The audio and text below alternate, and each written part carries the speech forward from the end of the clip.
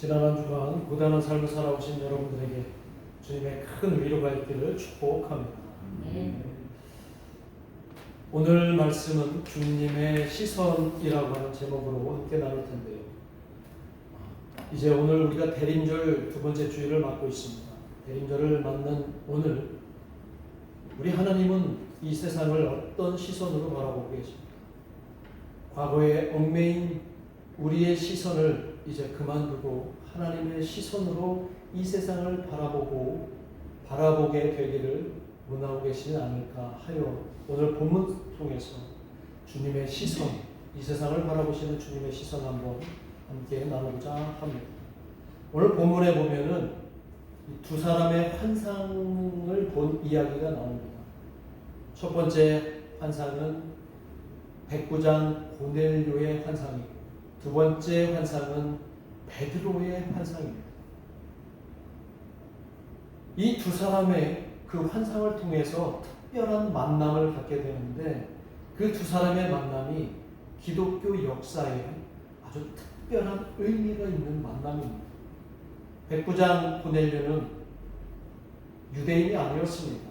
이방인이었습니다. 이스라엘을 식민지로 만들었던 로마의 군대 장교였습니다. 근데 그가 하나님이 보여주시는 환상을 통해서 유대인과 접촉하게 합니다. 그 다음에 예수님의 제자, 초대교회 수장이었던 베드로가 하나님의 환상을 봅니다. 그가 본 그 하나님의 환상을 통해서 그동안 그에게 가지고 있었던 한계와 편견의 벽을 깨트리는 그 과정이 오늘 본문에 나오는 이야기입니다. 그래서 주님은 베드로를 통해서 이전의 시선과 아닌 새로운 시선으로 세상을 바라보심을 오늘 우리와 함께 그 안에서 찾아보려고 합니다.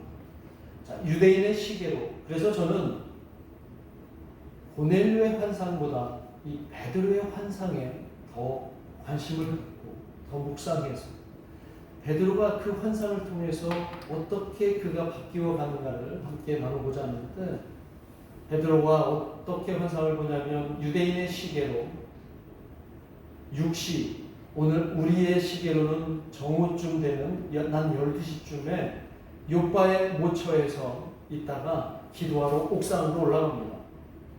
그리고 기도하는 중에 황홀한 환상을 베드로가 경험을 하는데, 갑자기 하늘이 열리면서 하늘에서 한 그릇이, 커다란 그릇이 내려오는 거예요.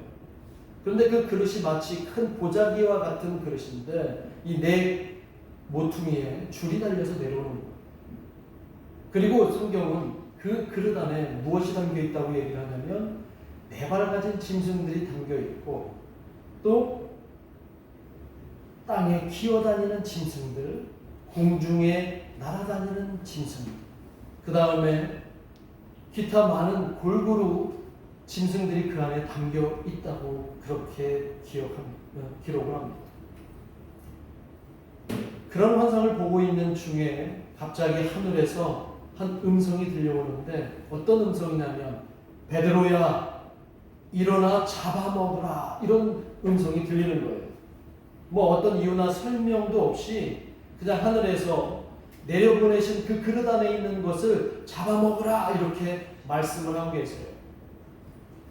이 음성이 누구의 음성일까요?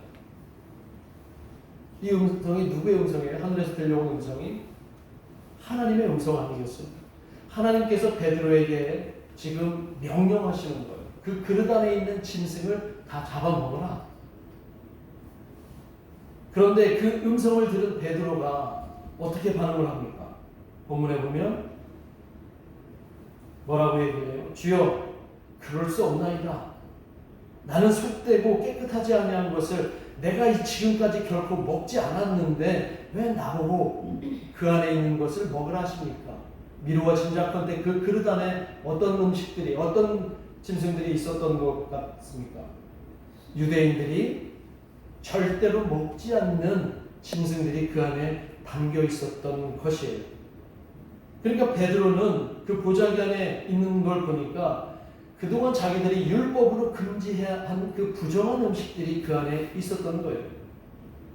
자, 유대인들에게 있어서 부정한 음식이 어떤 음식이냐면 우리는 레위기 11장에 있는 그 유대인들이 먹지 말아야 될 것을 규정해 놓은 그 율법을 보면 알게 됩니다.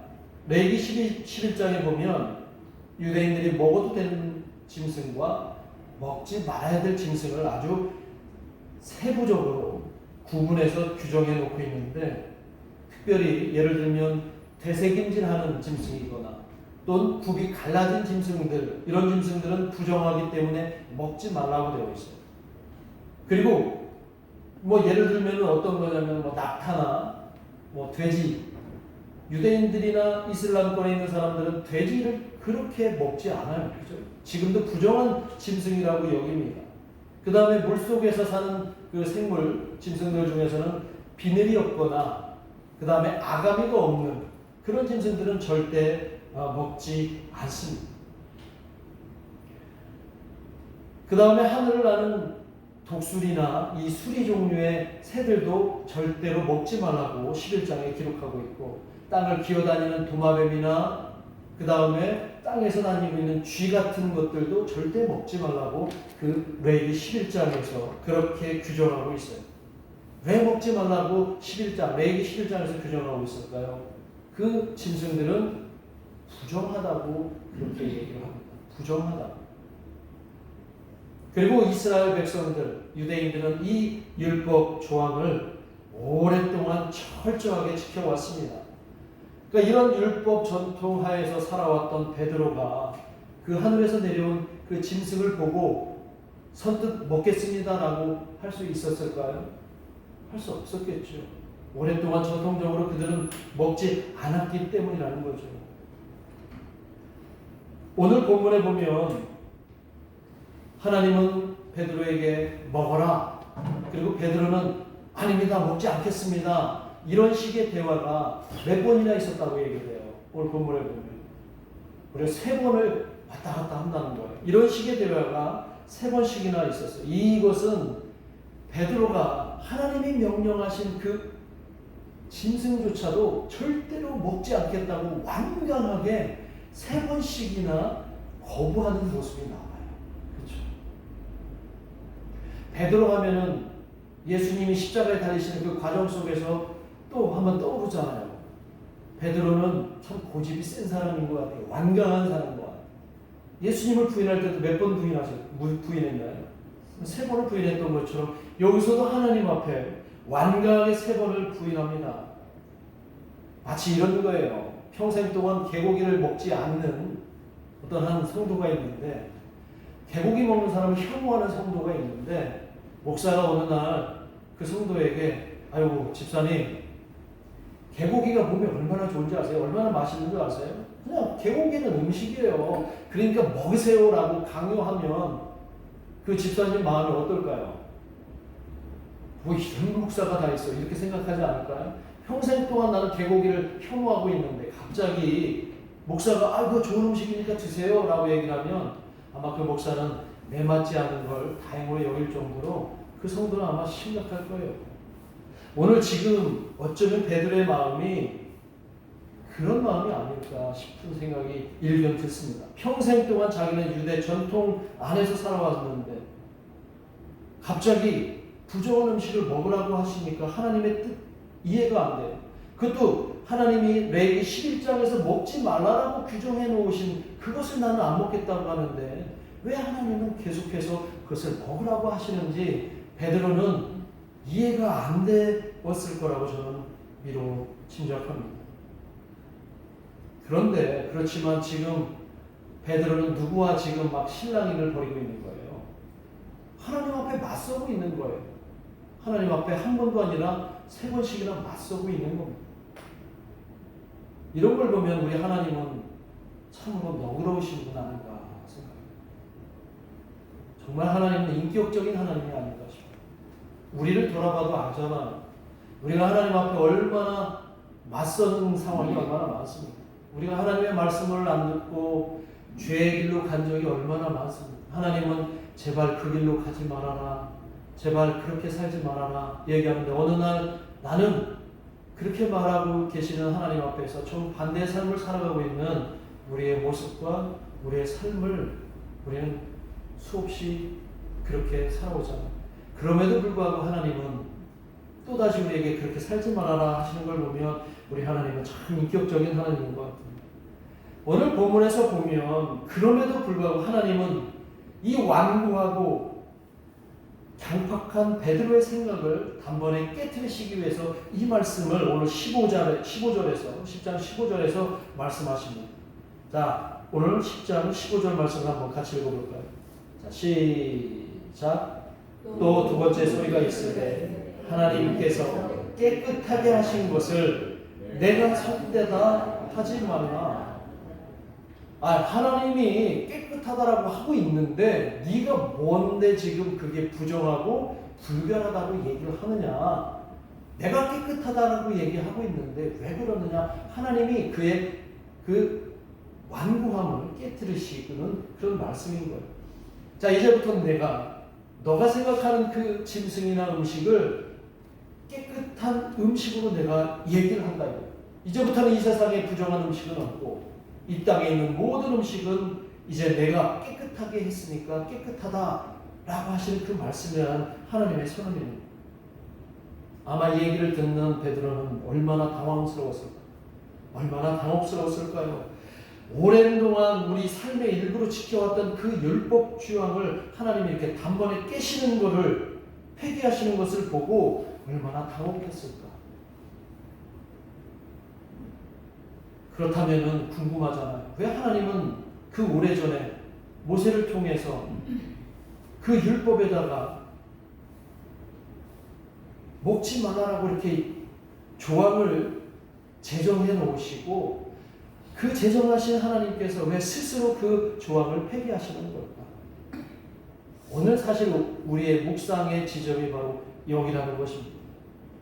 오늘 그동안 우리가 생각해왔던 깨끗함과 부정함의 그 기준, 정결함과 부정함의 규정하는 그 구분하는 기준이 우리 생각 속에서는 영원할 것 같은데 하나님 보실 때는 그 부정함과 불결함의 기준이 달라질 수 있다는 것을 오늘 우리에게 알려주시는 겁니다. 그동안 우리가 생각하는 깨끗함과 더러움의 기준도 하나님의 시선에서는 얼마든지 새롭게 변할 수 있다는 것을 알려주시는 거예요. 여러분, 오늘 돼지에 대한 얘기를 한번 해볼까요? 유대인들이 왜 그렇게 돼지고기를 혐오하고 싫어했을까? 왜 이렇게 부정했을까? 돼지고기가 위생적으로 소고기보다 불결하고 그래서 부정하다라고 그렇게 유대인들은 생각하고 있을까요? 아니면 법을 그렇게 규정해 놓은 걸까요? 요즘 그러잖아. 돼지의 기름이 소 기름보다 더 좋다는 그런 주장도 있잖아요. 돼지고기가 왜 소고기보다, 왜 양고기보다 부정할까? 그런 생각 혹시 안 해보셨어요? 왜 부정할까요? 돼지고기. 지금도 유대인들은 돼지고기를 잘 안 먹어요. 아랍인들도 돼지고기를 잘 안 먹습니다. 왜 안 먹을까요? 그 기준을 누가 정했습니까? 하나님이 정해 주셨죠.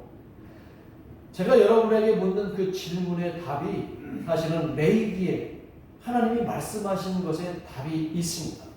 레위기 11장 44절에 보면 하나님께서 그 이스라엘 백성들에게 뭐라고 얘기를 하시냐면 이렇게 얘기를 하세요. 한번 같이 읽어보겠습니다. 시작. 나는 여호와 너희의 하나님이라. 내가 거룩하니 너희도 몸을 구별하여 거룩하게 하라. 11장에서 먹을 음식, 먹지 말아야 될 음식, 부정함과 정결함에 대해서 쭉 나열해 놓으신 다음에 하나님께서 나는 너희의 여호와 하나님이다. 내가 거룩하니 너희도 거룩하라. 이 말이에요. 이 거룩하다라고 하는 것은 구별되는 거예요. 그러니까 하나님과 너희는 이 세상에 속된 것과는 구별했으면 좋겠다. 그러니까 너희는 나만 바라봤으면 좋겠다. 나도 너희만 바라봤으면 좋겠어. 그러면 나와 너희들은 온전한 깨끗한 그런 관계를 유지할 수 있어. 이런 의미로 하나님이 말씀하십니다.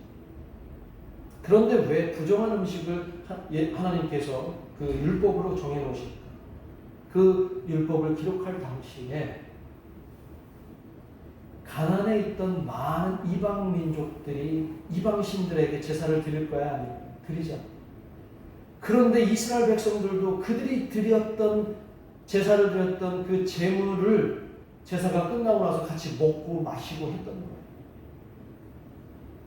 아마 그 제사상에 올라갔던 고기가 오늘 그 보자기 안에 있었던 하나님이 내려주셨던 그것들이 아니었나 미루어 짐작이 되는데, 그 가운데서는 돼지라고 하는 음식도 아마 제상에 올려져서 이것을 먹으면 절대로 안 된다. 왜? 하나님께서 이방신에게 제사하면서 올렸던 그 제물을 너희들이 먹으면서 나는 하나님을 사랑합니다 라고 얘기할 수 있을까? 이런 얘기예요. 이방신을 좋아하면서 이방신들과 연결된 것을 너희들이 삶 속에서 행하면서 어찌 구별된 거룩한 존재로 하나님의 그 거룩성을 함께 나눌 수 있느냐라는 거예요. 하나님은 그 규정을 하실 때 의미가 뭐냐면 최소한 음식을 통해서라도 너희들이 하나님을 향한 순수한 신앙을 지키라고 하는 의미가 있다는 것입니다. 그런데 이 규정, 이 율법을 이 율법이 담고 있는 이 하나님의 이 뜻과 생각을 이후에 유대인들은 제대로 기억하지 못하고 헤아리지 않고 무조건 그 율법의 문자적으로만 그것을 사람들에게 강요해 온 겁니다. 그러니까 무조건 음식을 못 먹게 하는 그런 어떤 수단으로만 이 율법이 사용된 거예요. 그게 장시간 동안 사용되다 보니까 하나님의 뜻은 사라지고 오로지 그들은 이 율법을 가지고 너 부정한 음식 먹었어? 너는 그러면 벌금을 물고 너는 구속을 당하고 이렇게 삶을 아주 핍박하는 수단으로 이 율법이 사용되어 왔다는 거예요. 하나님은 그런 의도로 이 율법을 정하신 게 아닌데 이 음식물을 통해서라도 너희들은 하나님처럼 거룩한 그런 거룩성을 유지해라 라고 하는 의미인데 그렇게 되지 않은 거예요. 그 유대인들의 삶을 괴롭히는 수단이 되었던 것이 바로 이런 조항들이었던 겁니다. 근데 이게 더 확대돼서 심지어 인간을 향해서도 부정과 정결의 기준으로 들이댄 겁니다. 하나님은 애초에 그런 생각이 없으시는데 하나님은 이스라엘 백성들은 이제 우리는 하나님의 선민이기 때문에 우리 외 모든 사람들은 다 이방인이고 돼지와 같은 부정한 존재들이라고 얘기를 하고 그렇게 율법을 들이댄 거예요. 하나님 보실 때 기가 막힌 겁니다. 내가 너희들에게 말한 그 정결과 부정함의 기준은 그런 의미가 아닌데 너희들은 모든 사람들을 구분지어서 우리만 깨끗하고 우리 아닌 다른 사람들은 다 부정한 존재고 그들은 다 죄인이라고 생각해서 그들과 접촉하는 것이 곧 죄를 죄가 오염된다고 생각을 해서 이방인들하고 접촉도 안 했어요. 그래서 그들은 혹여 밖에 나갔다가 이방인들을 만나고 하면 집에 돌아와서 제일 먼저 했던 게 뭘까요? 손발을 씻는 거였어요. 왜? 혹시 그들과 접촉해서 죄가 우리에게 전염될까봐 이렇게 유대인들은 그 조항을 그렇게 사람들을 구별하는 데 사용해 왔다는 겁니다. 그런데 예수님이 오시고 나서 그것이 더 이상 그 법의 효력이 없다는 것을 우리에게 알고 주십니다. 예수님이 우리에게 진정한 율법의 정신은 뭐냐면 가장 큰 계명이 뭐라고 말씀하셨어요? 우리가 하나님을 사랑하는 거라. 그리고 그 다음 큰 계명이 뭐라고 말씀하셨어요? 이웃을 내 몸처럼 사랑하는 거라고 말씀하셨어요. 이것이 율법의 완성이라고도 말씀하셨어요. 그동안 유대인들이 지켜왔던 그 율법은 사람을 가르고 고달프게 만들고 괴롭히는 데 사용되어 왔다면 예수님은 하나님의 뜻을 담고 이 땅에 오셔서 이제 새로운 법으로 새로운 시선으로 이 세상을 바라보게 하셨던 거예요. 그의 연장선상에서 베드로에게 나타나셔서 이제 너희가 땅 끝까지 예수님의 증인이 될지언데 그 첫 관문이 뭐냐면 그동안 너희들이 가로막고 있었던 너희들의 그 한계와 편견을 깨트리라고 얘기하시는 게 바로 오늘 본문의 말씀입니다. 그래서 하나님이 그릇으로 이스라엘들이 혐오하는 짐승들을 가득 담아서 내려보내셨고 베드로는 깜짝 놀란 거예요. 이렇게 하나님의 놀라운 역사는 우리에게 깜짝 놀람으로 다가오는 줄 믿습니다. 그동안 우리가 이것이 정답이다, 이게 맞다라고 생각했는데 어느 순간에 하나님이 우리에게 다가오실 때는 우리가 예측하지도 못하는 깜짝 놀람으로 우리의 의식을 완전히 산산 부서지게 만드신다는 거예요. 저와 여러분도 그런 놀람이, 그런 깜짝 놀람이 우리 삶 가운데 가득하기를 주님의 이름으로 축복합니다. 오늘 하나님은 베드로를 통해서 분명히 말씀하십니다. 음식은 또 하나님이 우리에게 주신 짐승들, 우리 짐승들은 우리가 정결하다 부정하다 할 것이 우리에게는 아무런 자격도 없고 그것은 하나님이 하실 때만 가능하다고 말씀하시죠. 그래서 그런 생각을 깨트리기 위해서 예수님을 우리에게 보내주셨고 예수님을 통해서 새로운 나라를 세우게 하셨는데 그 나라가 어떤 나라예요? 하나님의 나라는 차별과 구별과 편견이 없고 오로지 예수님을 주님으로 고백하는 사람들이 모두 한 형제가 되고 구원의 자녀들, 하나님의 자녀들이 될 수 있다고 오늘 우리에게 알려주시는 겁니다. 이런 사실을 너무 잘 알고 있는 사도 바울은 고린도전서 8장 8절에서 이렇게 그 하나님의 우리를 향한 거룩함에 대해서 이야기를 해주는데요. 그 거룩함은 음식에서 나오지 않고 모든 사람들의 행실에서 나온다라고 고린도전서 8장 8절에서 이렇게 기록합니다. 한번 같이 읽겠습니다. 시작. 음식은 우리를 하나님 앞에 내세우지 못하나니 우리가 먹지 않는다고 해서 더 못 사는 것도 아니고 먹는다고 해서 더 잘 사는 것도 아니니라. 그러니까 우리의 모든 음식과 짐승들, 우리가 스스로 불결하다고 부정하다고 그동안 여겨왔던 율법적인 생각들 이제 다 하나님 앞에 주장할 수 없다는 것을 이야기합니다. 바울이 얘기한 것도 우상에게 바치는 제물을 놓고 그 고린도 8장에서 그렇게 얘기를 하는 그 내용입니다. 그러니까 여러분들은 이 땅에 있는 모든 음식들 마음껏 자유롭게 드시기를 주님의 이름으로 축복합니다. 그래서 이따 끝나고 나서 가서 술도 한잔 하시고 다 하나님이 그런 차원이 아니라는 거죠. 그렇죠?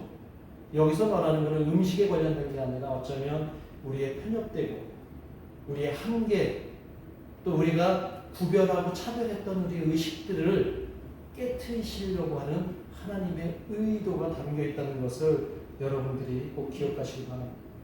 저는 술, 담배가 부정하다고 여러분들에게 말씀드리지는 않겠습니다. 그러나 술, 담배가 여러분의 건강을 해치는 것은 100% 저는 믿고 있습니다. 우리가 예수님의 몸이라고 그렇게 믿고 살고 있는데 예수님의 몸인 우리가, 예수님의 성전인 우리가 썩어서 담배 펴서 폐가 썩고 술 많이 먹어서 간이 썩고 하는 그런 우리의 망가진 몸을 가져야 되겠습니까? 안 되죠. 그러니까 술 가능하면 드시지 마시고 담배도 가능하시면 피지 마시고 건강한 육신을 유지하시기를 주님의 이름으로 부탁드립니다. 네. 계속해서 이어가는 말씀을 드리면 따라서 우리의 정결과 부정을 우리가 임의로 나누거나 그것을 어떤 전통이라는 이름으로 기준을 계속해서 고집할 수 없다는 거예요. 그러나 오늘날 우리가 살고 있는 이 시대에 여전히 편협하고 잘못된 교리와 전통을 고집하면서 사람들을 그릇된 길로 인도하는 많은 지도자들, 종교 지도자들이 있다는 것이 안타까운 현실입니다. 아니 주님도 다른 시선으로 이 세상을 바라보고 계시는데 여전히 자신들은 과거의 전통과 편협된 어떤 교리에 갇혀서 성도들을 바라보거나 이 세상을 바라보고 있는 이 현실은 하나님의 시선과 너무 다른 거라는 것을 우리는 잘 알고 우리는 분명히 예수님을 통해서 새로운 시대를 열어주셨으니까 그 시대는 전통보다도 더 높은 차원의 가치 있는 시대이고 우리에게 새로운 신앙을 이끌어 주시는 그런 놀라운 은혜를 우리에게 주셨습니다. 아까도 말씀드렸지만 베드로에게 주님은 새로운 시선으로 세상을 보라고 말씀하시면서 비록 그가 깜짝 놀랄 정도로 그런 급격한 사건을 통해 알려주실지라도 그것이 주님의 시선이고 주님이 원하시는 세상인 것을 우리 모두 인정하고 받아들여야 된다는 것입니다. 위대한 신학자 칼 바르트는 이런 이야기를 했습니다. 뭐라고 얘기했냐면, 유한한 인간이 전능하신 하나님을 만나는데 어찌 놀라지 않을 수 있겠는가. 너무 멋진 말 아닙니까?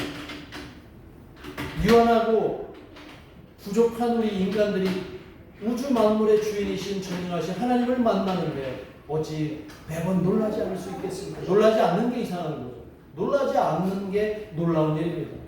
우리는 하나님을 만날 때마다 엄청난 놀람이 있어야 되는 줄 믿습니다.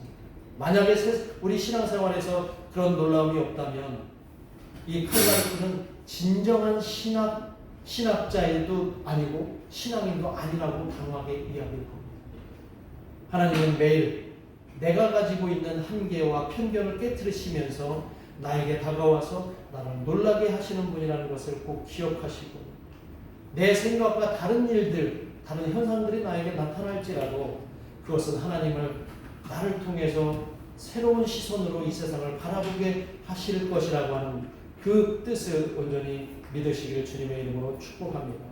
오늘 베드로가 마지막으로 고넬료를 만나서 자신이 본 환상, 하나님이 어떻게 그것을 나에게 보여주셨는가를 깨닫게 되면서 그와 고넬료와 그의 가족들에게 오늘 이렇게 말씀을 하고 있습니다. 10장 28절에 오늘 읽지는 않았지만 10장 28절에 있는 말씀이에요. 베드로가 그들에게 이야기합니다. 같이 한번 읽어볼까요? 시작.